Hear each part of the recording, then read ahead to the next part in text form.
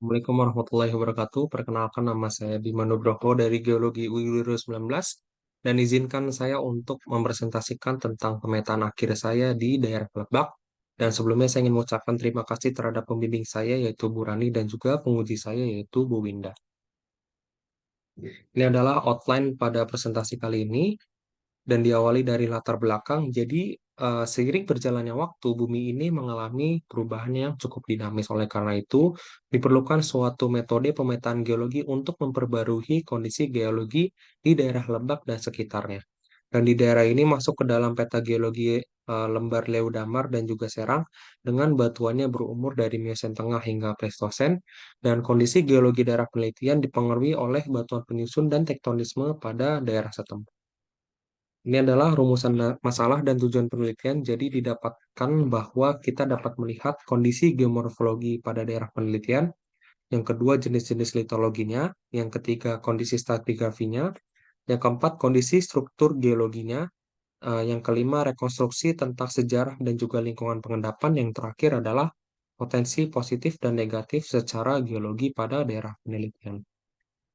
Ini adalah lokasi penelitian yang terletak pada di Kecamatan Lebak, Kabupaten Lebak, Provinsi Banten dengan luas daerah penelitiannya 6 kali 6 km.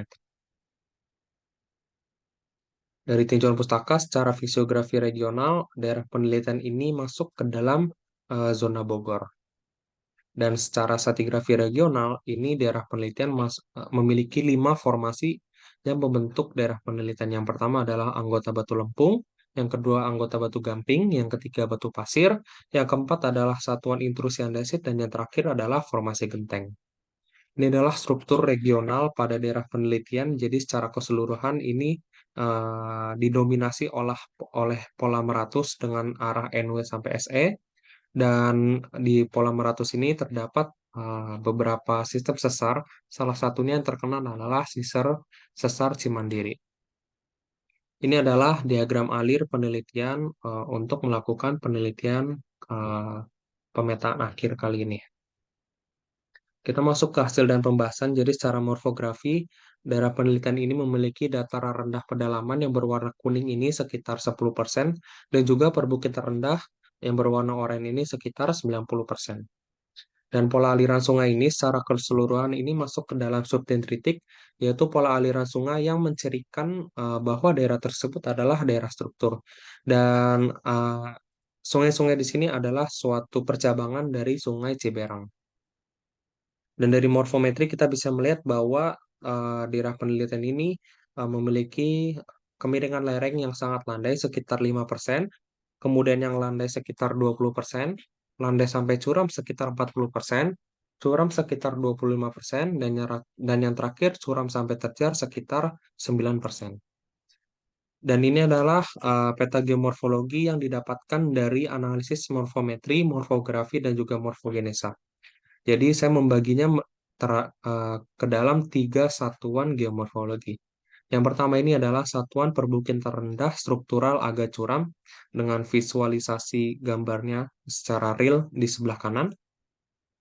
Yang kedua adalah satuan perbukitan rendah struktural agak landai. Dan yang terakhir adalah satuan dataran rendah pedalaman struktural agak landai. Kita masuk ke dalam pembahasan stratigrafi. Ini adalah peta kerangka yang saya dapatkan melalui 60 stasiun singkapan permukaan. Dan dari peta kerangka ini sih kita bisa melihat bahwa terdapat jenis litologi. Yang pertama adalah batu lempung, yang kedua adalah batu gamping, yang ketiga adalah batu pasir, yang keempat andesit, yang kelima breksi, yang keenam tuf, dan yang terakhir adalah fosil kayu. Dan ini adalah peta satuan yang saya dapatkan hasil dari peta kerangka. Yang pertama, kita bisa melihat bahwa terdapat satuan batu lempung, yang kedua satuan batu gamping, yang ketiga satuan batu pasir, yang keempat satuan andesit, yang kelima satuan breksi, dan yang terakhir adalah satuan tuf.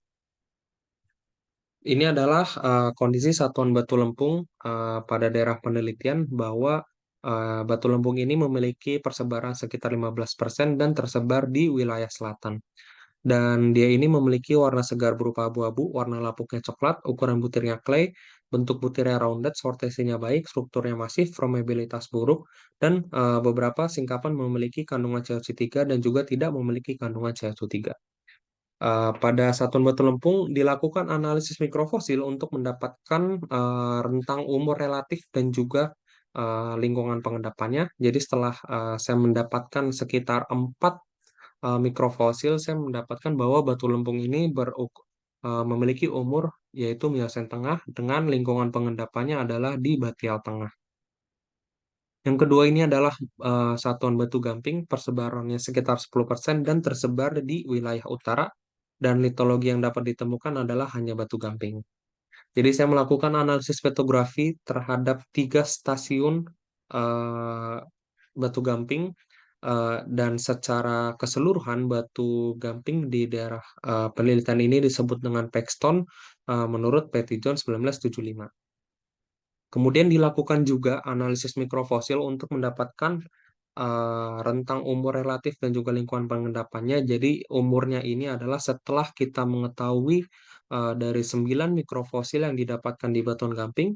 Batu gamping ini memiliki umur berupa Miocen tengah dengan lingkungan pengendapannya adalah di neritik luar. Kemudian ini adalah stratigrafi di satuan andesit. Jadi andesit ini persebarannya sekitar 5% dan ada di daerah sekitar utara, dan dia ini merupakan batuan terobosan atau intrusi atau dike.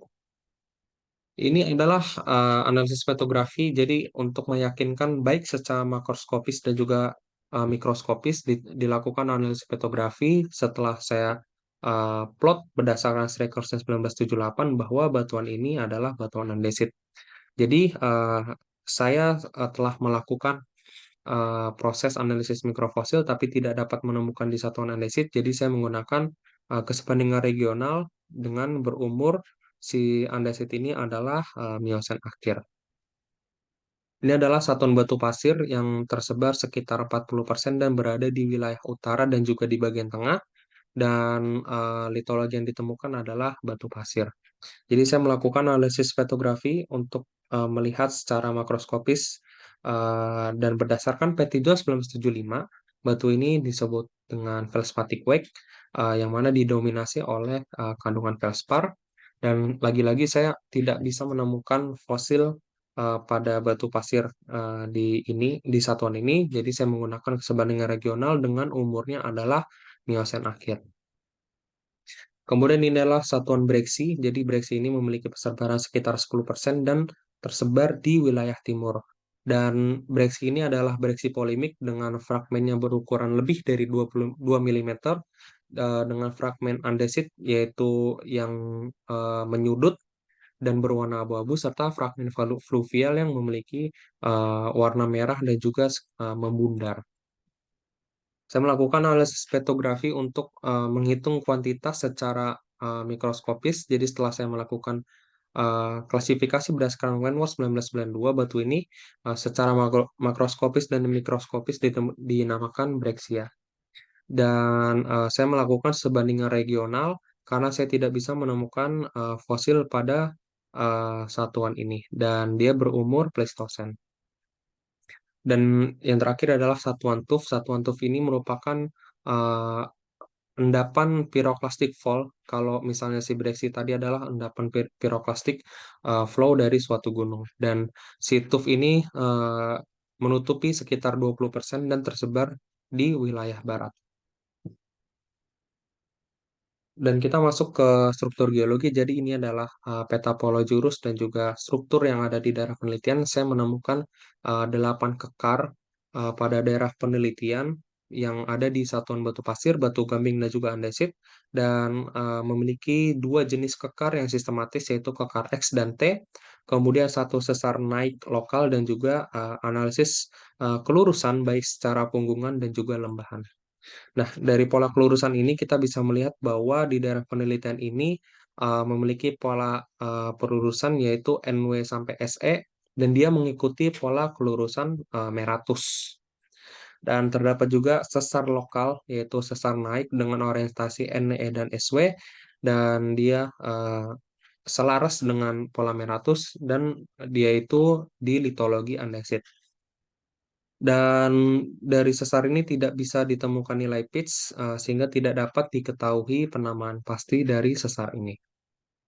Kita masuk ke bagian sejarah geologi. Jadi, awalnya pada Miosen Tengah ini diawali oleh satuan batu lempung yang terendapkan pada wilayah laut dalam gitu.